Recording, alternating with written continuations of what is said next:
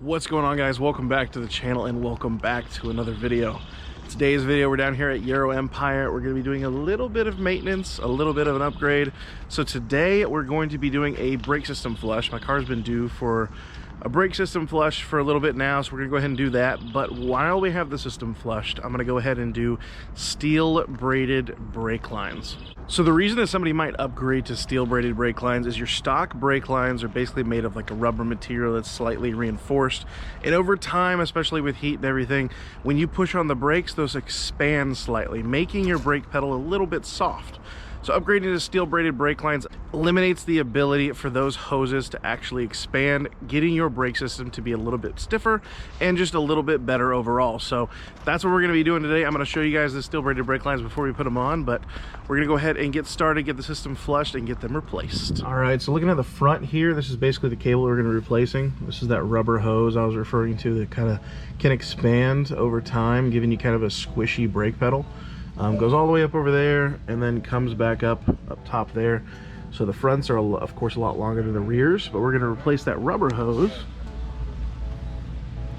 with these. These are GOODRIDGE branded steel braided brake lines. Very highly reviewed and recommended by Matt. So these small ones are our rears, and then these longer ones of course are our fronts. But this shouldn't take terribly long. We're just going to basically flush the whole brake system, take these off, swap them out. Should be a quick job. All right, so of course this is the hose that we're replacing. We're going to be replacing it with this beautiful GOODRIDGE steel braided brake line. So no more fluctuations in this pipe giving a squishy brake pedal. These are going to give a much stiffer brake response, which should be great for the track, road use, and just ultimately good overall. I should have got my small one. It would have been easier.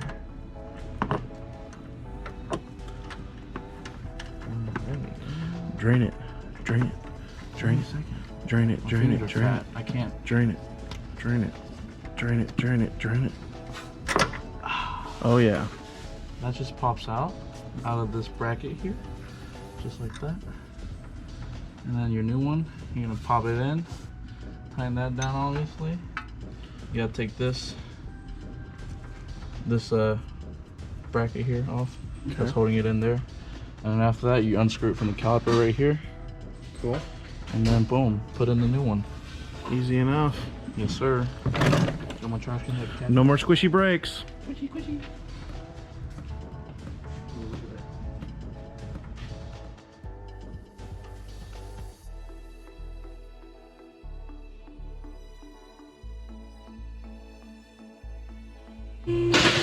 So it connects up there, and then when it runs through this channel right here, it basically has this piece that slides down the top.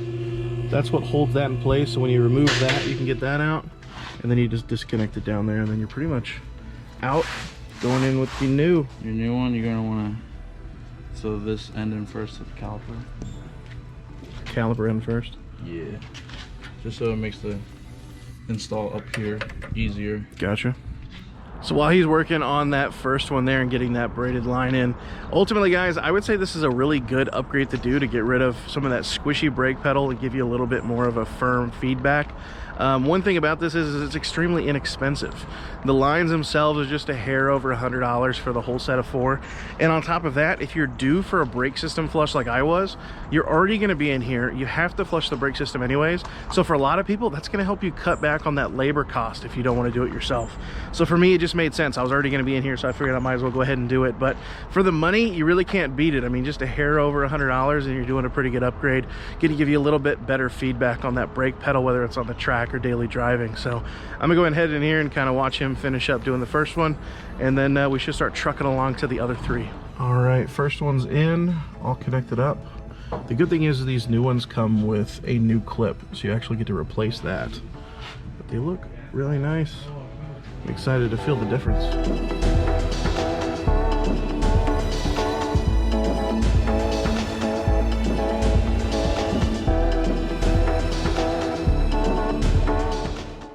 So Brian just finished up with the last one here. Looks gorgeous. So the next part is he's going to flush the whole brake system and then bleed the system, and then we should be good to go.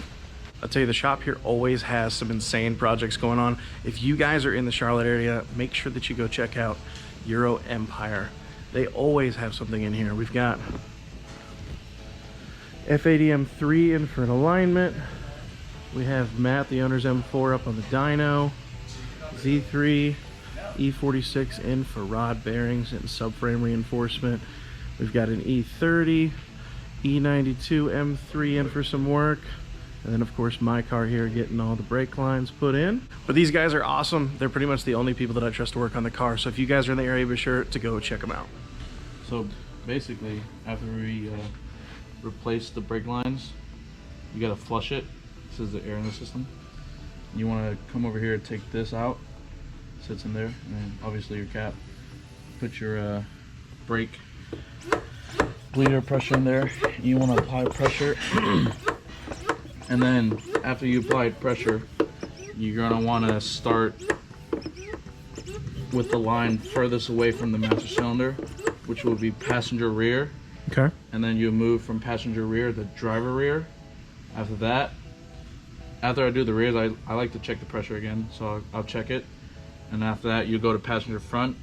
Last one would be driver front. Okay. Basically moving your way from furthest away to closest. Yes. So our reservoir over here in the corner. Yeah.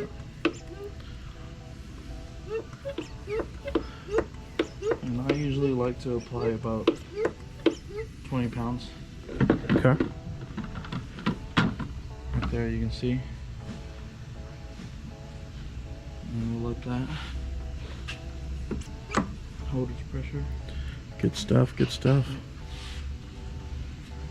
And we'll go ahead and lift the car up and start bleeding it. You can see all the air bubbles coming out.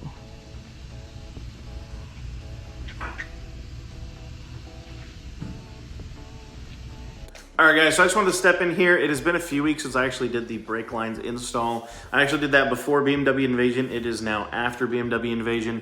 I've gotten a little bit of time to drive on the car, right around 1,500 to 2,000 miles, of course, including that drive all the way down to Orlando and back, about a 15-hour round trip drive. So definitely got some use where I've actually been able to get on the brakes, see if I was able to tell a difference. And I kind of wanted to tell you guys about my experience and what my kind of 1 to 5 rating was. From a useful standpoint for a day-to-day driving aspect for the steel braided brake lines. Honestly, I would rate these 1 out of 5. And the reason why I rate them that is because you're not really going to be able to utilize the benefits that you get from a steel braided brake line until you're putting them under that excessive heat load that you get on the track. Now, if you're going to be going to the track, of course, I would recommend these 5 out of 5, but I cannot fully speak to that. I don't have any track experience myself. I plan to go to the track one day, but I don't want to sway you guys one way or another. I don't really have any expertise there, so don't want to put my foot in my mouth. But steel braided brake lines, the benefit is that when you're putting them under excessive heat, such as you would at the track, you're either on the accelerator or on the brakes.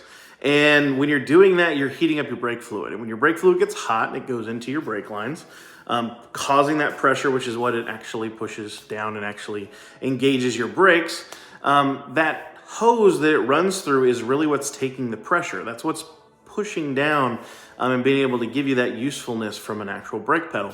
And when you have the rubber ones, you're going to have 2 instances where those do not do well. And it's going to be, like I said, under heat, where the rubber is going to get hot. It's going to expand, giving that squishy brake pedal, or with age. So at whatever point these cars start to be old, then that may be a reason why you upgrade, is just because the rubber itself is aged.